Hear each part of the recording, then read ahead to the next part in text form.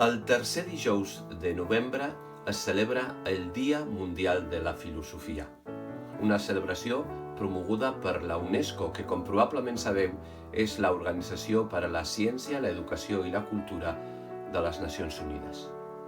Com a profe de filo d'aquesta escola, penso que és un dia que hem de celebrar.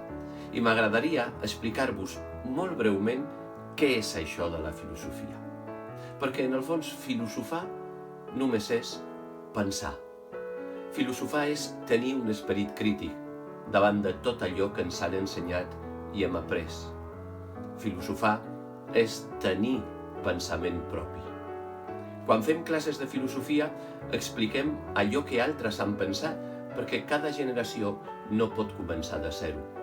Però, en definitiva, allò important no és què va pensar Plató, Aristòtil, Kant, Nietzsche. L'important és, i de tot això, tu què en penses?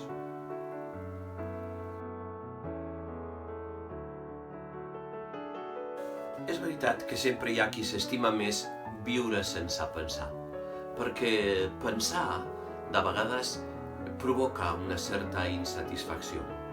Però, com va dir John Stuart Mill, és millor ser un Sòcrates insatisfet que un porc satisfet. Pensa-hi.